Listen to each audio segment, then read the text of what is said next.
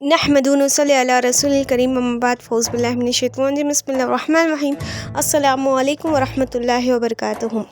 توکلت علی اللہ کو عرض و معروض کرو، اس سے قبل ایک مرتبہ درود پاک پڑھ لیجیے۔ اللہم صلی علی سیدنا شفیعنا حبیب نبینا مولانا محمد بارک وسلم، صلاۃ والسلام علیک یا رسول اللہ صلی اللہ تعالیٰ علیہ وسلم۔ اللہ پر توکل رکھنا ایمان کی سب سے بڑی نشانی ہے۔ کچھ نہ ہوتے ہوئے بھی یہ امید ہونا کہ میرا رب سب کچھ کر دے گا۔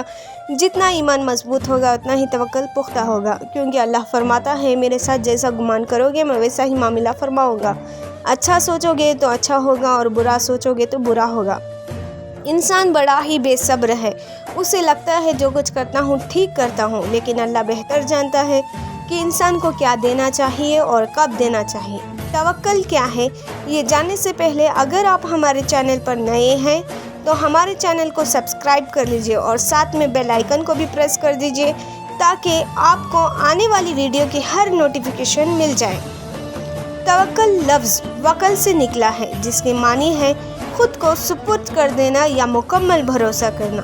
توکلت علی اللہ۔ آئیے میں آپ کو ایک واقعہ بتاتی چلوں۔ کسی صبر و شکیل عیاش شخص کی بیوی بڑی بد زبان اور نافرمان تھی، جس کی وجہ سے وہ صاحب ایمان بڑا پریشان رہتا تھا۔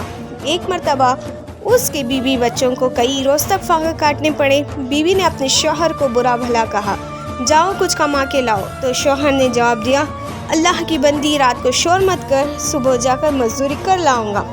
صبح گھر سے نکلا تھا لیکن کوئی اس کو نہیں پوچھا، سب کے سب اپنے کام میں لگ جاتے ہیں۔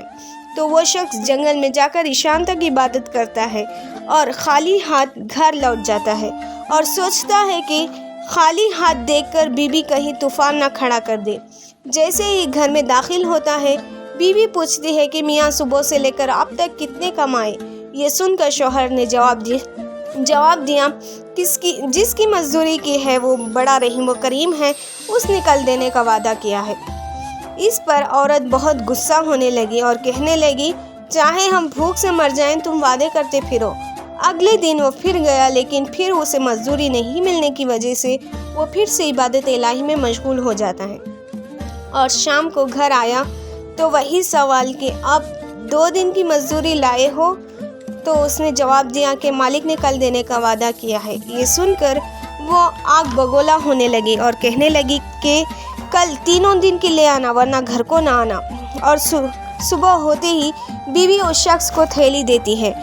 جب وہ گھر سے نکلتا ہے وہ پھر سے عبادت الہی میں مشغول ہو جاتا ہے، اور جب رات ہو جاتی ہے تو بیوی کے ڈر سے اس تھیلی میں ریت ڈال لیتا ہے، یہ سوچ کر کہ رات تو ڈھل جائے گی۔ اور جب گھر قریب آنے لگا کہ بیوی کا ڈر بڑھنے لگا اور وہ واپس مڑنے لگا، اتنے میں ہی ایک خوشبو آئی کہ اس کے دل و دماغ کو معطر کر دیا، اور بیوی خوش ہوتے ہوئے گھر سے نکلی کہ بتاتی ہوں کیا ماجرا ہے۔ کہنے لگی، ایک سبز گوشت دروازے پہ کہہ رہا ہے کہ اپنے شوہر کی 3 دن کی اجرت لے لو مگر اس کو کوئی عزا نہ دینا۔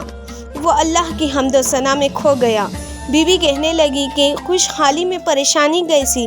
تو وہ کہنے لگا کہ اے اللہ کی بندی، یہ 3 دن میں کہیں بھی مزدوری نہیں کی بلکہ اللہ کی عبادت کی ہے، اور تیرے ڈر سے تھیلی میں ریت لا رہا تھا، لیکن اس رب نے میری لاج رکھ لی اور تمام عمر اللہ کے شکر میں گزار دی۔ سبحان اللہ۔